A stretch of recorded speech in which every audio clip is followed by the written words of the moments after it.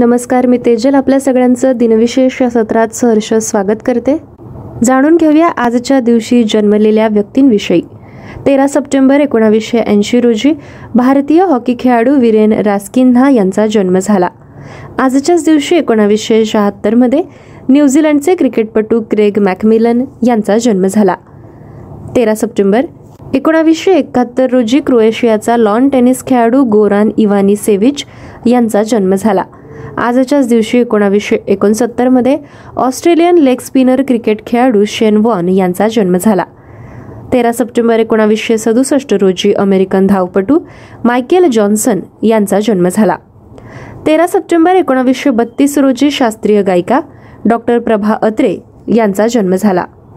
विद्यार्थ्यांनो, प्रभा अत्रे यांनी 18 एप्रिल 2016 रोजी इंडिया हॅबिटॅट सेंटर नवी दिल्ली येथे हिंदी आणि इंग्रजीमध्ये संगीतावरील 11 पुस्तकांचे प्रकाशन करून जागतिक विक्रम केला होता. त्या किराणा घराण्याच्या गायिका आहेत. यापुढील जन्मदिन विशेष आहे. आजच्याच दिवशी 1890 मध्ये मोनॅको ग्रांप्रीचे स्थापक अँटोनी नोगेस यांचा जन्म झाला. त्यांचे निधन 2 ऑगस्ट 1978 रोजी झाले होते. 13 सप्टेंबर 1886 रोजी ब्रिटिश रसायनशास्त्रज्ञ तसेच नोबेल पुरस्कार विजेते सर रॉबर्ट रॉबिन्सन यांचा जन्म झाला. त्यांचे निधन 8 फेब्रुवारी 1975 रोजी झाले होते. आजच्याच दिवशी 1865 मध्ये भारतीय इंग्रजी फील्ड मार्शल विल्यम वर्डवूड यांचा जन्म झाला. त्यांचे निधन 17 मे 1951 रोजी झाले होते. आजच्याच दिवशी 1857 मध्ये द हर्शे या चॉकलेट कंपनीचे संस्थापक मिल्टन हर्शे यांचा जन्म झाला. त्यांचे निधन 13 ऑक्टोबर 1945 रोजी झाले होते. आजच्याच दिवशी 1852 मध्ये नामांकित शिक्षक म्हणून ओळखले जाणारे संस्कृतचे अध्यापक पंडित गणेश जनार्दन आगाशे यांचा जन्म झाला. विद्यार्थ्यांनो, जन्मदिन विशेषानंतर आता आपण वळणार आहोत 13 सप्टेंबर या दिवशी इतिहासात घडलेल्या महत्त्वाच्या घडामोडींकडे. आजच्याच दिवशी 2008 साली दिल्ली बॉम्बस्फोटामधील हल्ल्यामध्ये किमान 30 लोकांचे निधन झाले तर 130 जण जखमी झाले. 13 सप्टेंबर 2003 रोजी ज्येष्ठ गायक पंडित दिनकर कैकेनी तानसेन यांना राष्ट्रीय कुमार गंधर्व पुरस्कार जाहीर झाला. 13 सप्टेंबर 1996 रोजी ज्येष्ठ समाजसेविका श्रीमती इंदुमती पारीख यांना श्रीमती जानकी देवी बजाज पुरस्कार जाहीर झाला होता. आजच्याच दिवशी 1993 मध्ये ऑस्लो करार झाला. ऑस्लो ही नॉर्वे या देशाची राजधानी आहे हे आपल्याला माहीतच असणार.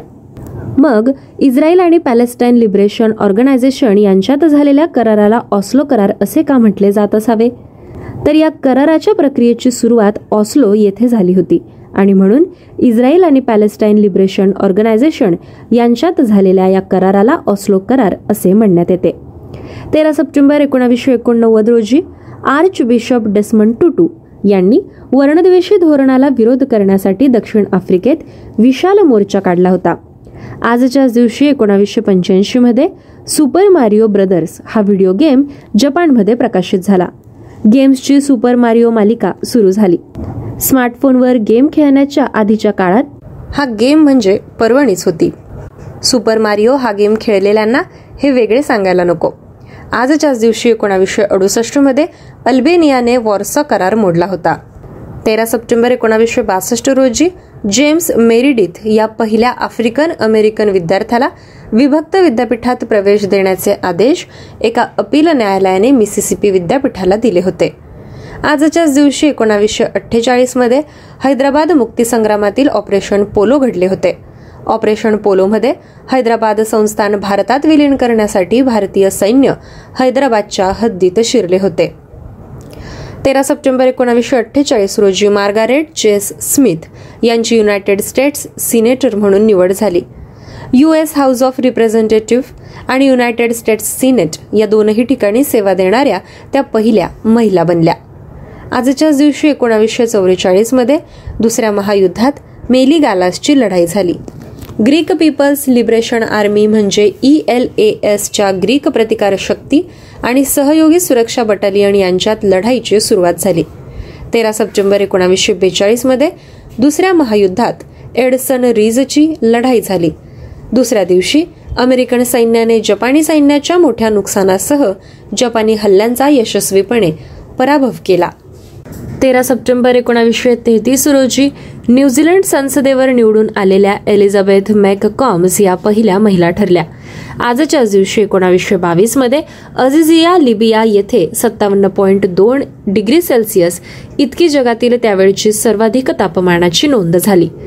13 सप्टेंबर 1914 रोजी पहिल्या महायुद्धात आयसेनची लढाई झाली. जर्मनी आणि फ्रान्समध्ये ही लढाई सुरू झाली.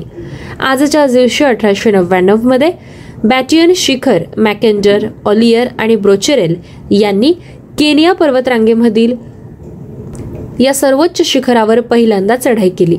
हे शिखर 5199 मीटर अर्थात 17,058 फूट इतके आहे. आजच्याच दिवशी 1898 मध्ये हॅनिबल गुडविन यांना सॅल्युलॉइड फोटोग्राफिक फिल्मचे पेटंट मिळाले. 13 सप्टेंबर 1759 रोजी अब्राहमच्या मैदानाची लढाई झाली. 7 वर्षांच्या युद्धात ब्रिटिशांनी फ्रेंचांचा पराभव केला. अमेरिकेमध्ये फ्रेंच आणि भारतीय युद्ध म्हणून या युद्धाला ओळखले जाते. विद्यार्थ्यांनो, अशा पद्धतीने आपण जन्मदिन विशेष आणि घटना दिन विशेष जाणून घेतले. आता आपण ऐकणार आहोत आजच्या दिवशी निधन झालेल्या व्यक्तींविषयी.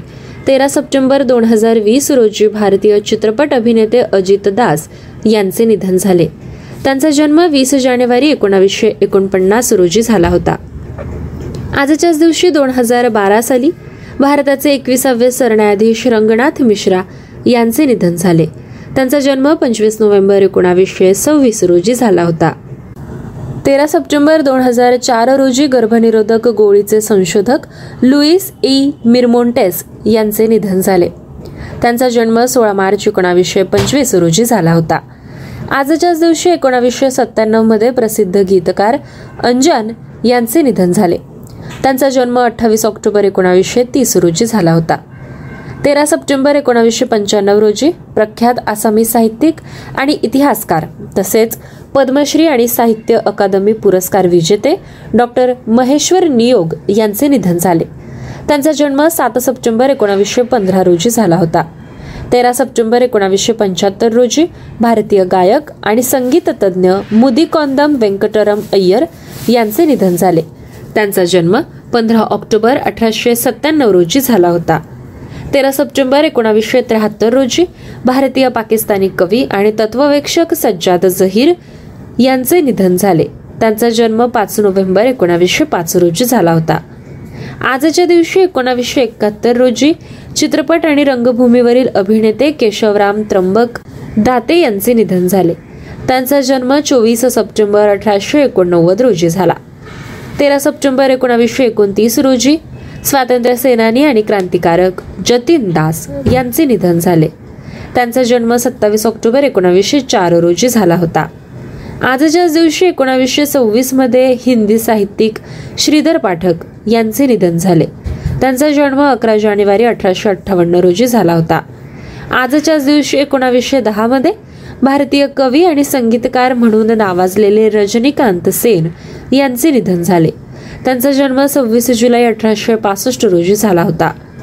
13 सप्टेंबर 1893 रोजी पत्रकार तसेच प्रार्थना समाजाचे एक संस्थापक मामा परमानंद यांचे निधन झाले. त्यांचा जन्म 3 जुलै 1838 रोजी झाला. आजच्याच दिवशी 81 या साली रोमन सम्राट टायटस यांचे निधन झाले. त्यांचा जन्म 30 डिसेंबर इसवी सन नंतर 39 या साली झाला होता. विद्यार्थ्यांनो, आज अशा पद्धतीने आपण दिनविशेष सत्राचा आढावा घेतला आहे. पुन्हा भेटूया पुढील सत्रामध्ये. धन्यवाद.